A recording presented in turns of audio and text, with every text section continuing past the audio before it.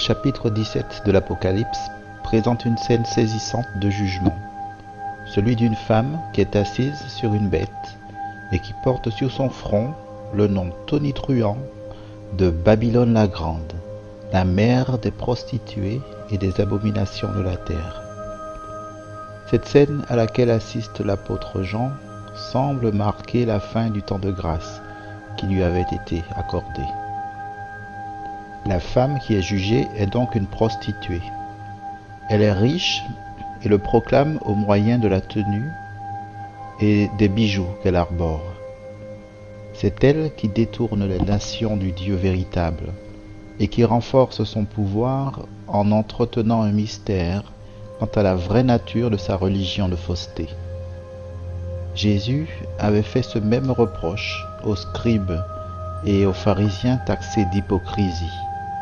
Il dit ainsi : « Malheur à vous, scribes et pharisiens hypocrites, parce que vous fermez aux hommes le royaume des cieux, vous n'y entrez pas vous-même et vous n'y laissez pas entrer ceux qui veulent entrer. »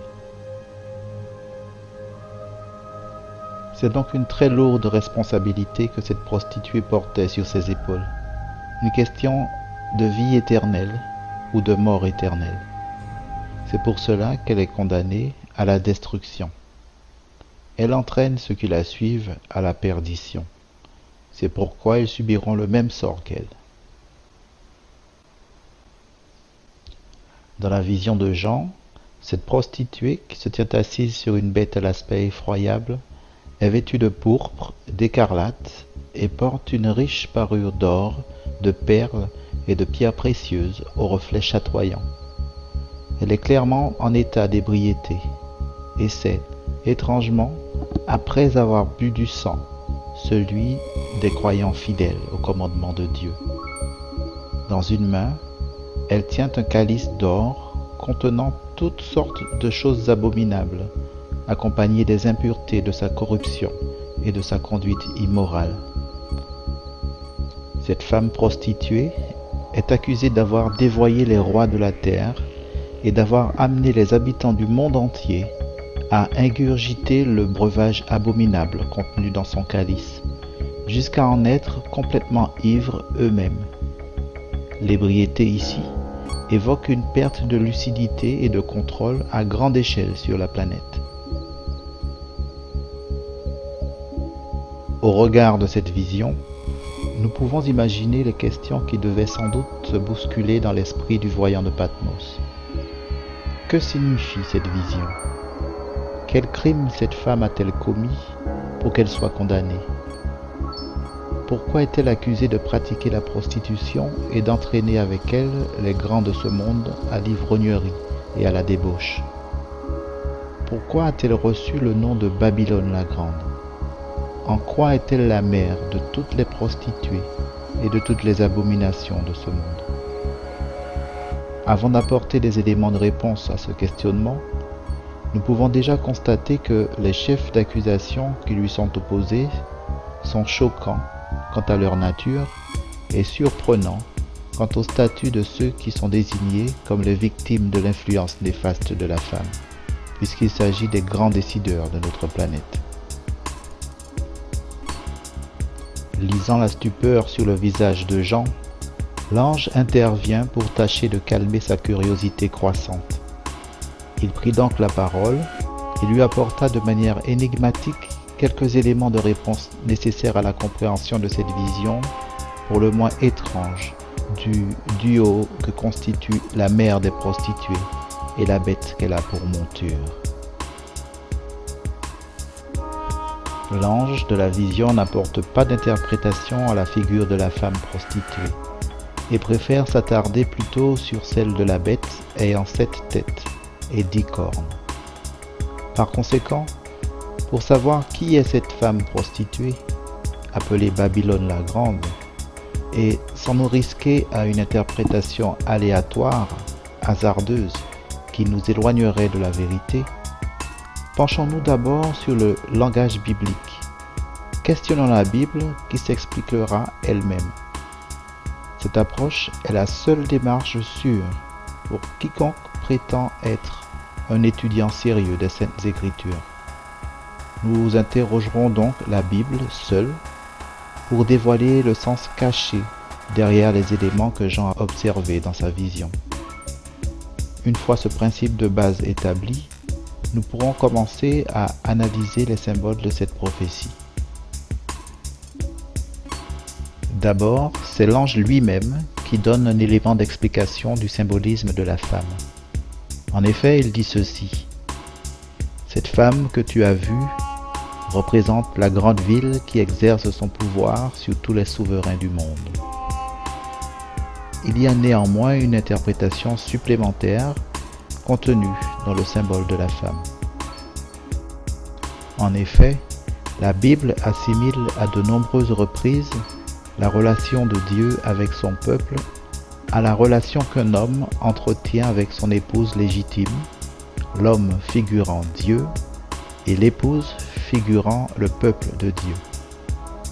Dans un couple, une relation peut connaître des hauts et des bas, des moments de complicité, de paix, de bonheur intense et des moments de tension, de douleur, de séparation.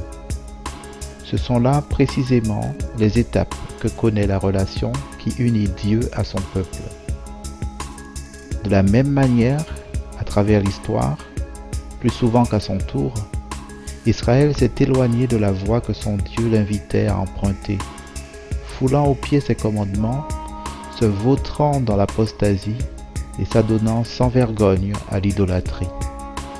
Chaque fois qu'Israël brisait le pacte moral qui le liait au Créateur de l'univers pour aller après d'autres dieux faits par la main de l'homme, Dieu lui reprochait son infidélité vis-à-vis de lui. C'est ainsi qu'il en arriva à lui reprocher de s'être rendu coupable de prostitution. Cherchons à présent dans la Bible quelques-unes des principales références dans lesquelles Dieu reproche à son peuple une trahison amoureuse. Dans le chapitre 16 du livre d'Ézéchiel, au verset 17, nous lisons ce qui suit.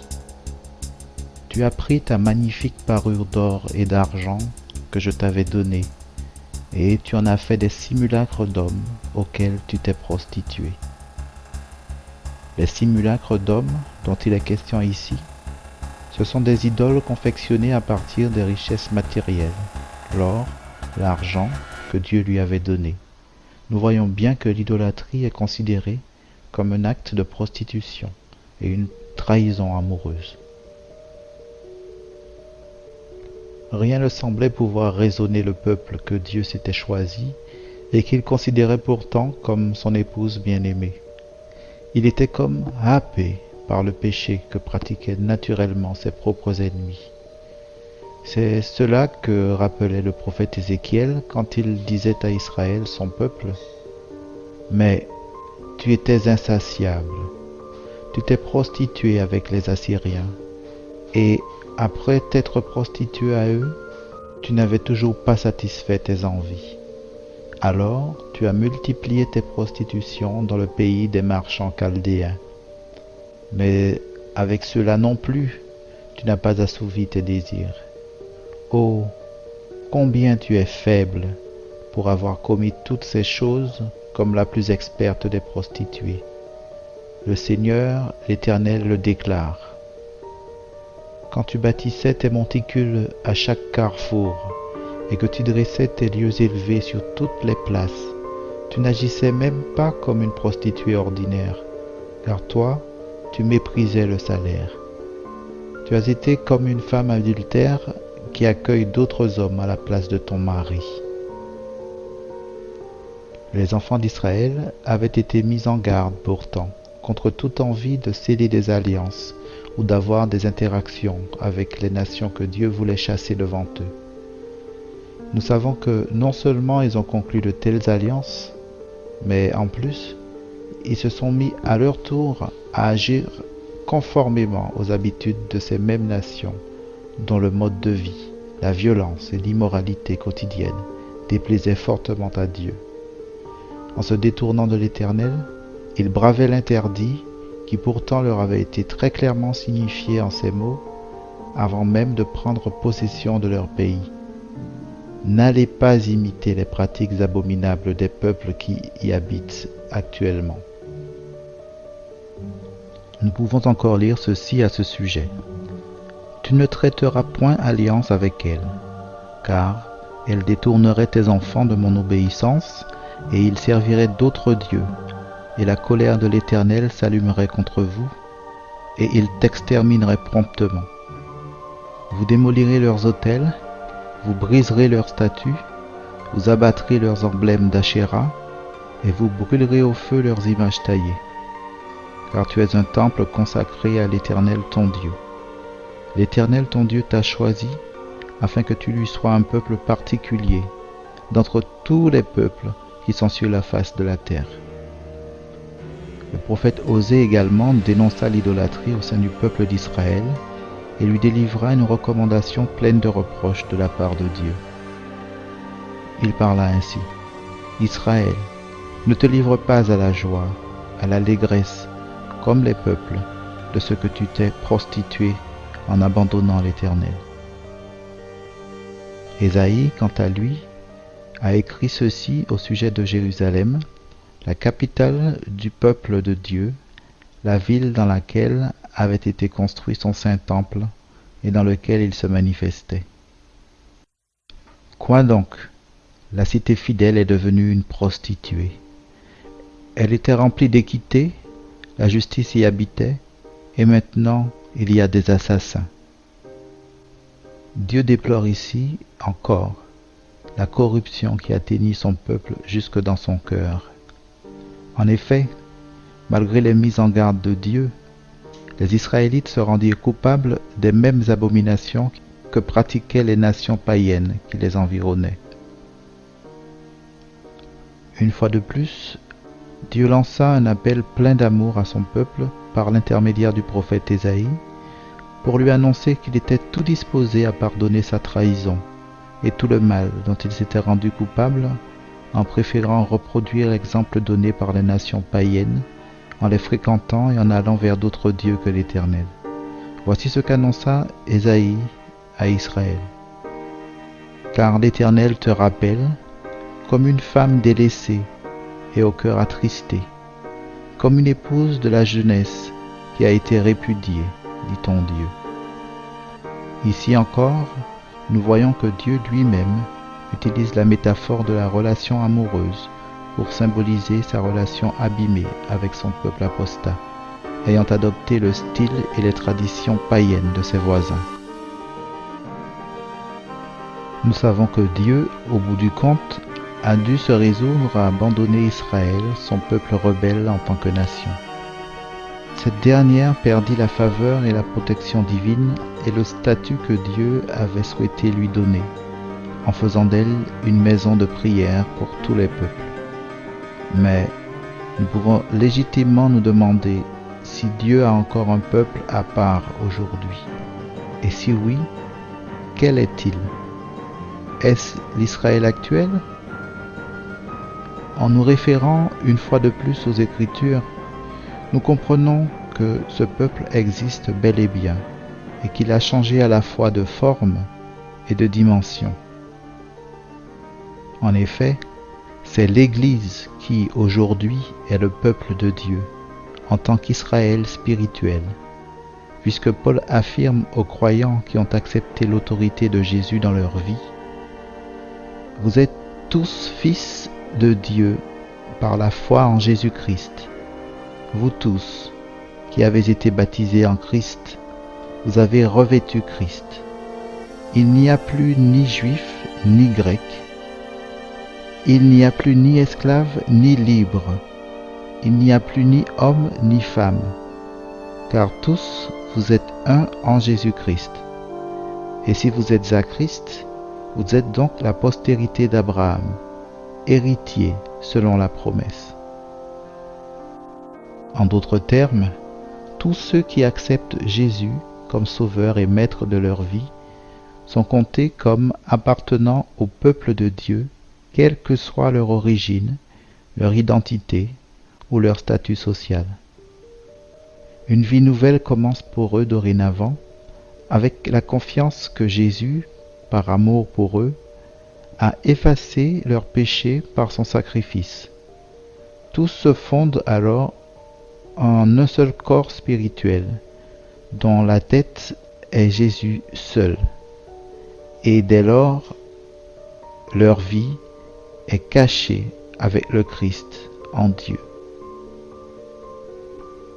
À la lumière de ces nombreux éléments, nous pouvons, sans crainte de nous tromper, conclure que la femme désignée par le titre de prostituée est en réalité un système apostat d'adoration religieuse à grande échelle, qui prend son origine dans l'ancienne Babylone qui fut détruite par un décret divin, et qui, de manière contradictoire, se réclame du vrai Dieu, professe de lui appartenir et d'avoir été investi de son autorité suprême pour agir sur la terre. Néanmoins, cette Église apostate, dans une fuite en avant effrénée, rejette les appels de Dieu à la repentance et continue à frayer avec les dirigeants de ce monde. L'Église apostate, qui se présente comme l'Église de Dieu, se tient dans une position élevée et influente, au point d'entraîner avec elle les dirigeants mondiaux et les peuples qu'ils gouvernent parfois d'une main de fer. Cette Église, au lieu de compter et de se reposer sur l'appui de Dieu, fonctionne fondamentalement avec l'appui des puissances politiques et militaires de ce monde. Aussi, l'impudicité dénoncée par l'ange vient ici rappeler le mélange des genres entre politique et religion dont fait preuve la Babylone spirituelle actuelle.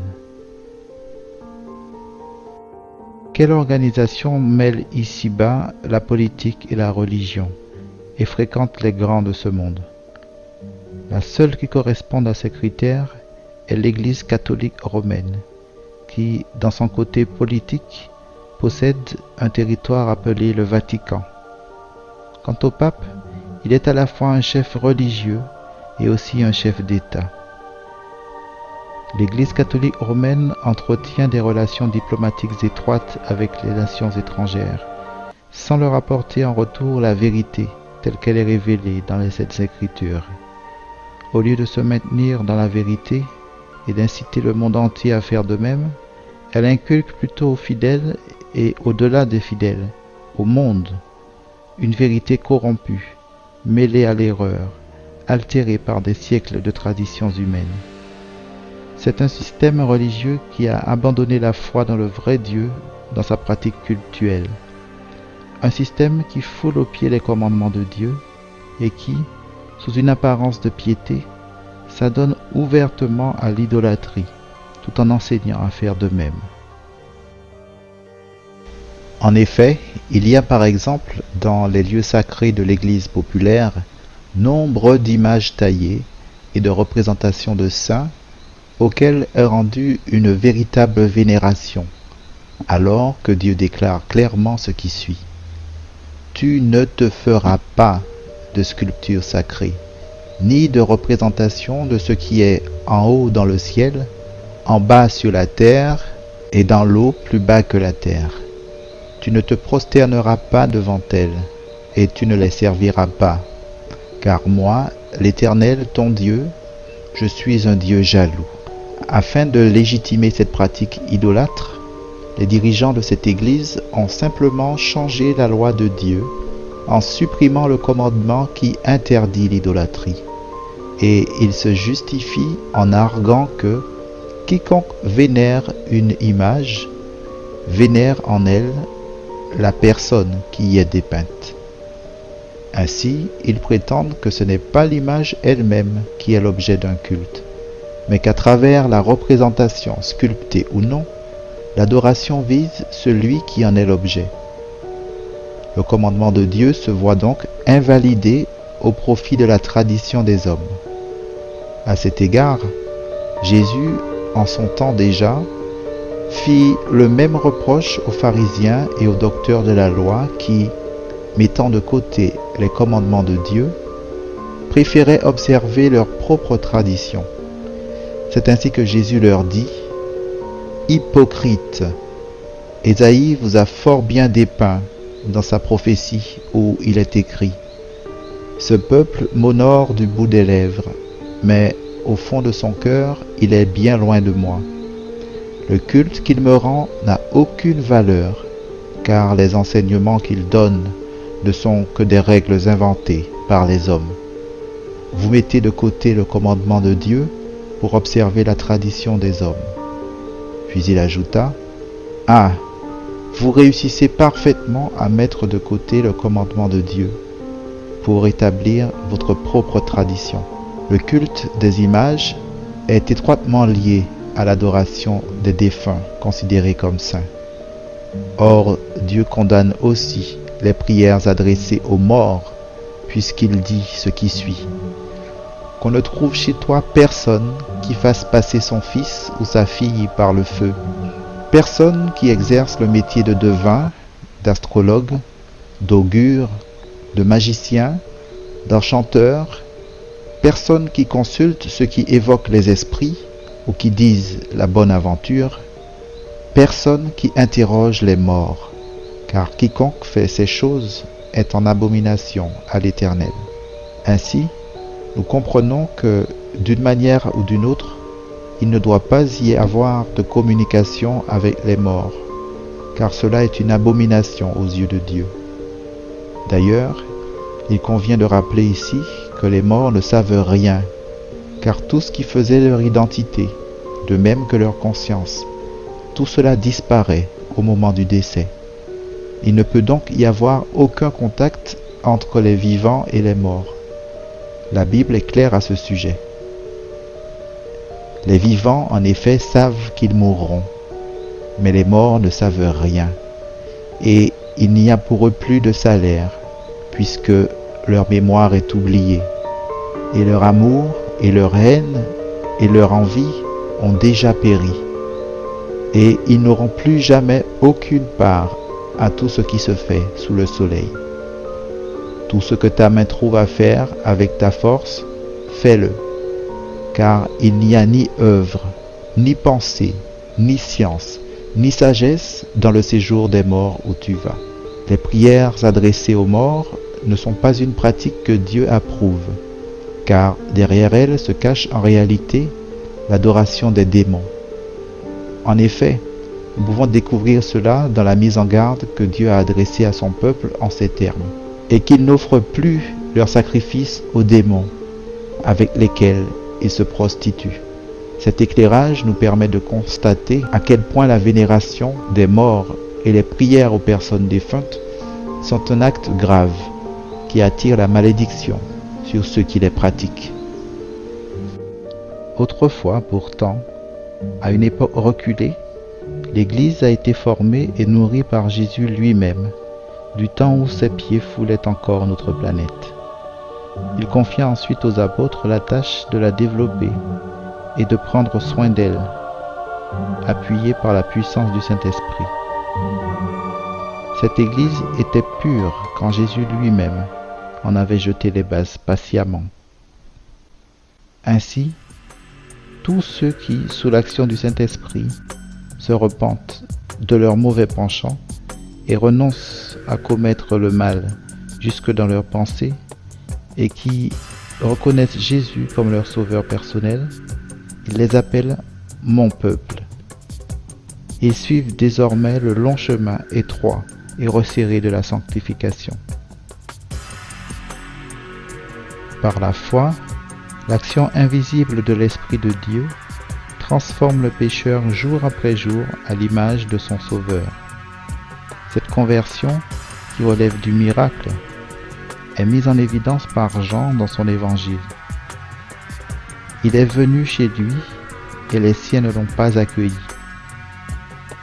Certains pourtant l'ont accueilli. Ils ont cru en lui.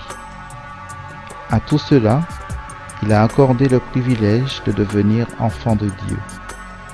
Ce n'est pas par une puissance naturelle, ni sous l'impulsion d'un désir, ou encore par la volonté d'un homme qu'ils le sont devenus, mais c'est de Dieu qu'ils sont nés. Or, les bergers alertes et lucides qui dans les premiers temps durent s'acquitter de la tâche vitale que Jésus leur avait confiée, furent remplacés par d'autres bergers qui cessèrent de veiller sur le petit troupeau de Dieu. Et durant la nuit, le pire se produisit car l'évangile originel pur, prêché par Jésus, puis par ses apôtres, a été dénaturé, perverti par le père du mensonge, le diable lui-même, qui s'est ingénié à y introduire l'erreur, de fausses doctrines, de fausses prophéties, par l'intermédiaire de faux docteurs et de faux prophètes.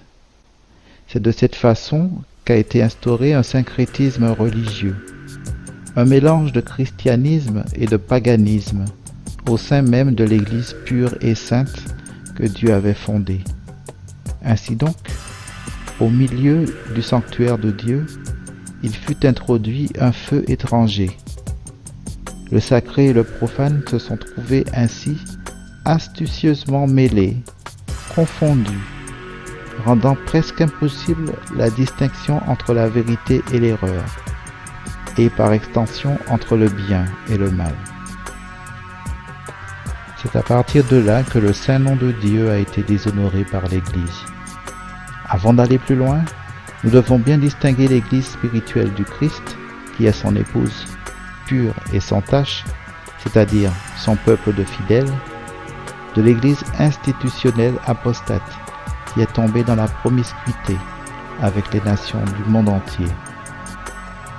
Mais pourquoi la femme de la vision est-elle appelée Babylone? Comment le diable est-il parvenu à ses fins, entraînant la chute de cette Église en tant qu'institution religieuse? Nous savons qu'il ne peut s'agir de l'ancienne Babylone, puisque Dieu a juré qu'elle ne serait jamais reconstruite après sa destruction par les Mèdes et les Perses, il y a bien des siècles. Alors, il doit s'agir forcément d'une Babylone symbolique, spirituelle et mystique, qui présente les mêmes attributs que celle qui l'a précédée.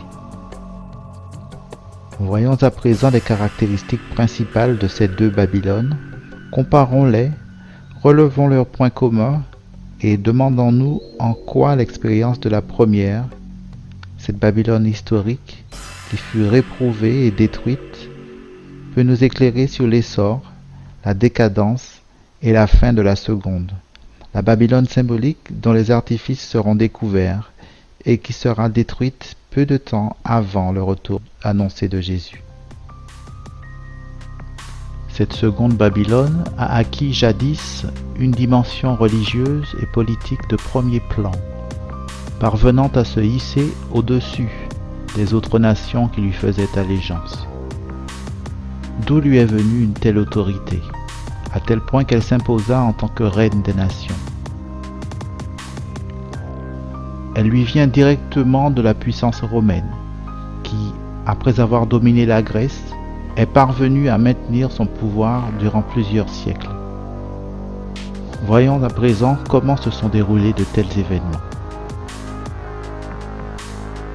Il est nécessaire de remonter le cours du temps jusqu'au dernier siècle de l'Empire romain d'Occident, sous le règne de Constantin, pour arriver à la naissance même de cette deuxième Babylone. L'empereur Constantin occupa un rôle central dans l'altération progressive du message de l'Église de Dieu.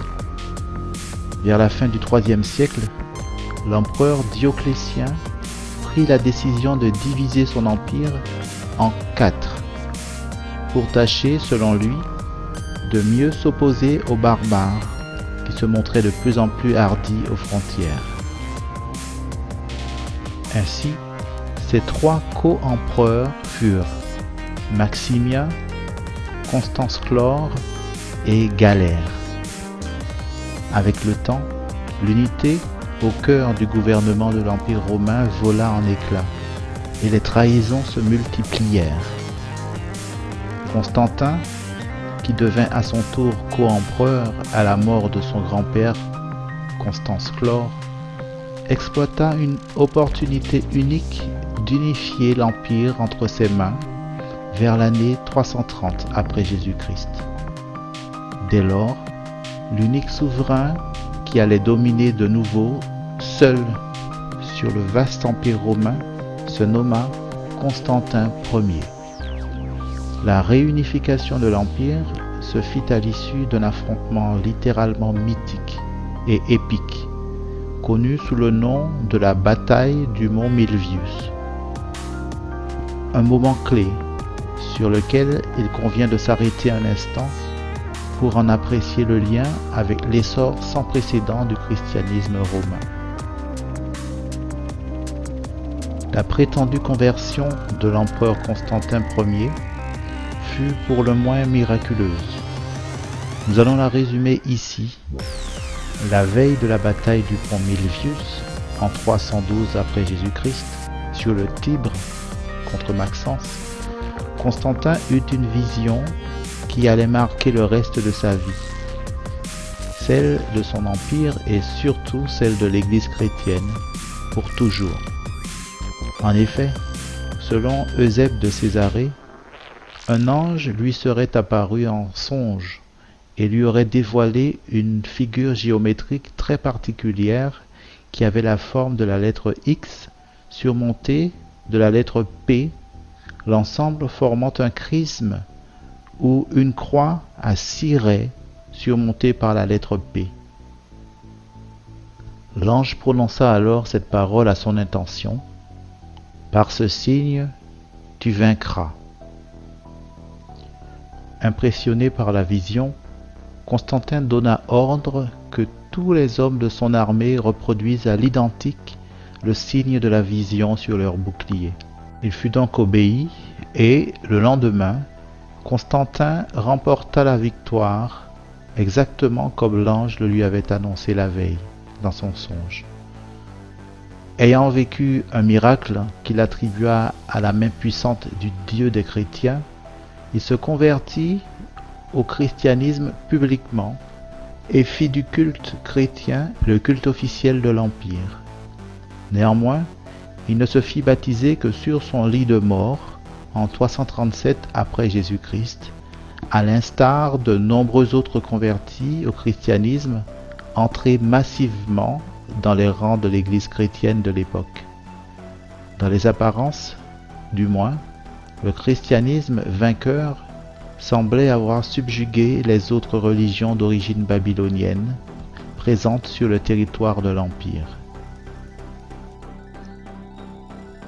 Si le premier empereur chrétien, Constantin, reçut le christianisme et fit de lui officiellement la religion de l'État, il ne fit pas pour autant la chasse aux pratiques et aux doctrines païennes comme Dieu l'avait expressément demandé à son peuple. À cet égard, son attitude contraste totalement avec celle de Josias, roi de Juda, qui vécut au 7e siècle avant Jésus-Christ. En effet, ce dernier, redécouvrant par hasard dans un livre les préceptes dictés par l'Éternel à Moïse, se repentit, lança une guerre spirituelle contre l'idolâtrie et engagea le peuple à faire de même. Voici précisément comment il réagit en constatant ses péchés, ainsi que ceux du peuple au regard de la parole de Dieu, et comment eut lieu cette repentance collective. Le roi se tenait sur l'estrade, et il traita alliance devant l'Éternel, s'engageant à suivre l'Éternel et à observer ses ordonnances, ses préceptes et ses lois, de tout son cœur et de toute son âme, afin de mettre en pratique les paroles de cette alliance écrites dans ce livre. Et tout le peuple entra dans l'alliance. Le roi ordonna à Hilkija, le souverain sacrificateur, aux sacrificateurs du second ordre et à ceux qui gardaient le seuil, de sortir du temple de l'Éternel tous les ustensiles qui avaient été faits pour Baal, pour Astarté et pour toute l'armée des cieux. Et il les brûla hors de Jérusalem. Il chassa les prêtres des idoles, établis par les rois de Juda, pour brûler des parfums sur les hauts lieux, dans les villes de Juda et aux environs de Jérusalem, et ceux qui offraient des parfums à Baal, au soleil, à la lune, au zodiaque et à toute l'armée des cieux. Ainsi, nous voyons la repentance du roi Josias, qui joignit l'action à la parole en débarrassant le pays des abominations qui y avaient proliféré durant de longues années. Il fut à l'origine d'une véritable rupture avec les pratiques idolâtres qui avaient eu cours en Terre Sainte depuis le règne de Jéroboam, fils de Nébat, qui ne voulait pas que les Israélites aillent adorer Dieu à Jérusalem, où se trouvait le temple de l'Éternel bâti par Salomon, le troisième roi d'Israël avant sa division. Ainsi, malheureusement, contrairement à Josias, l'empereur Constantin conserva le titre de Pontifex Maximus, qui démontrait son autorité sur le culte païen et qui rappelait en passant que c'était lui qui servait de pont entre Dieu et les hommes. C'est là, bien évidemment, un blasphème, puisque nous savons qu'il n'y a pas d'autre pont entre Dieu et les hommes que Jésus-Christ. Et Paul le confirme d'ailleurs quand il dit qu'il y a un seul Dieu et aussi un seul médiateur entre Dieu et les hommes, Jésus-Christ homme, qui s'est donné lui-même en rançon pour tous. Seul Jésus, qui est l'incarnation du mystère évoqué par ce même Paul, peut en effet nous servir de médiateur, puisqu'en sa personne sont mêlés à la fois le divin et l'humain, chose que l'esprit humain ne peut concevoir, mais qui doit être acceptée par la foi. Une autre formule de l'apôtre Paul va dans ce même sens, car il dit qu'en lui habite corporellement toute la plénitude de la divinité. Un autre contraste entre Constantin et Josias est que pour celui-ci, Constantin, la cohésion et l'unité de l'Empire étaient indispensables à son intérêt propre et utiles pour faire face aux ennemis barbares de l'Empire. Il procéda pour ce faire à des ajustements du droit susceptibles selon lui de satisfaire à la fois les chrétiens et les païens, se lançant par exemple dans une campagne de construction de lieux de culte somptueux pour les chrétiens, par exemple la basilique Saint-Jean de Latran, la basilique Saint-Pierre de Rome, la basilique Sainte-Sophie de Constantinople ou le Saint-Sépulcre de Jérusalem, et bien d'autres édifices encore, ou introduisant des pratiques païennes au culte chrétien. Par ailleurs, malgré son acceptation de la religion chrétienne, Constantin demeura cependant païen de cœur et attaché au culte du soleil. C'est pourquoi il imposa en juillet 321 après Jésus-Christ, par édit impérial, l'observation du dimanche comme jour de repos hebdomadaire pour tous. Ce jour était désigné par des attributs dénotant l'adoration du dieu soleil, un culte antique remontant aux pratiques abominables des adorateurs de Baal qui s'étaient installés et multipliés en Mésopotamie quelque temps après le grand déluge. Par exemple, ce jour était appelé Dies Solis, autrement dit, le jour du soleil, ou encore le jour vénérable du soleil. Nous remarquons bien ici que le jour hebdomadaire qui est mentionné dans les commandements de Dieu, le sabbat, qui est le 7e jour de la semaine, qui fut donné à l'homme depuis les origines de la création, est purement et simplement dépouillé de son essence de sainteté et son caractère sacré est transféré au dimanche, jour durant lequel est adoré l'astre solaire. L'Église croissait donc sous les yeux d'un empereur habile qui eut lui-même le cœur attaché aux pratiques babyloniennes jusqu'à sa mort, bien qu'il reçût le baptême chrétien ce jour-là. À cet égard, Jésus n'avait-il pas parlé ainsi à ses disciples dans les derniers échanges terrestres qu'il a eus avec eux ? « Allez par tout le monde et prêchez la bonne nouvelle à toute la création. Celui qui croira et qui sera baptisé sera sauvé, mais celui qui ne croira pas sera condamné. » C'est bien là un ordre donné par le Seigneur ressuscité à ses apôtres dans le but de faire connaître à tous les hommes de la planète la bonne nouvelle du don de Dieu à l'égard d'une race déchue, c'est-à-dire le salut gratuit par la grâce pour tous. Alors pourquoi regarder avec circonspection et gravité la situation décrite précédemment, celle de l'Église qui accueillait en son sein des vagues de païens qui acceptaient l'évangile qui leur était prêché pour prendre part au culte chrétien. S'il en était ainsi, et c'était bien le cas, pourquoi voir un danger absolu pour l'Église dans cette croissance formidable du nombre de ceux qui venaient remplir ses bancs? Il n'est pas difficile d'en comprendre la raison puisque les pratiques païennes, loin d'être éradiquées du milieu de l'Empire, ont été mêlées au christianisme et, parallèlement, des éléments de christianisme ont été ajoutés aux pratiques païennes, ce qui fait que tout le monde y trouvait son compte. Ainsi, la nouvelle religion syncrétique qui naquit depuis lors fut le christianisme romain, ayant pour ambition de devenir la religion universelle. C'est le triste constat qu'établit l'érudit Arthur Beugnot dans son ouvrage intitulé « Histoire de la destruction du paganisme ». Il y écrivit que, presque imperceptiblement, les coutumes païennes s'introduisirent dans l'Église. La conversion nominale de l'empereur au début du IVe siècle causa de grandes réjouissances. Le monde, couvert d'un manteau de justice, entra dans le christianisme de Rome. Alors, l'œuvre de la corruption fit de rapides progrès. Le paganisme paraissait vaincu, tandis qu'il était réellement vainqueur. Son esprit dirigeait à présent l'Église romaine.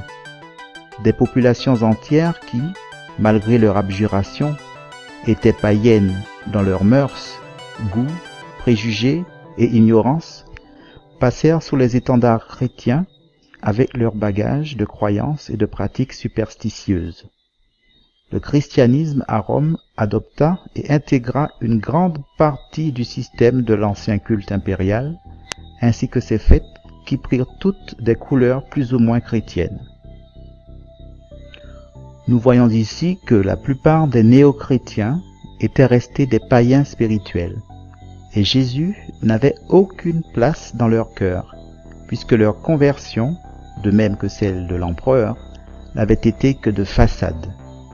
En fait, il n'y a pas eu de repentance, ni de conversion les concernant, puisqu'ils n'ont pas renoncé à leurs iniquités et à leurs abominations. Ce faux christianisme a été qualifié par certains historiens de paganisme baptisé. Tout le monde y trouvait son compte, l'empereur, les chrétiens et les païens. Par exemple, sachant que les païens étaient polythéistes, alors la pratique d'adorer les saints défunts, hommes et femmes, fut introduite dans le christianisme. Par ailleurs, sachant que les païens adoraient des divinités féminines aussi bien que masculines, le culte à la Vierge Marie fut lui aussi introduit dans le christianisme au IVe siècle après Jésus-Christ. Et à cette occasion, elle fut élevée au rang de mère de Dieu et de co-médiatrice entre Dieu et les hommes.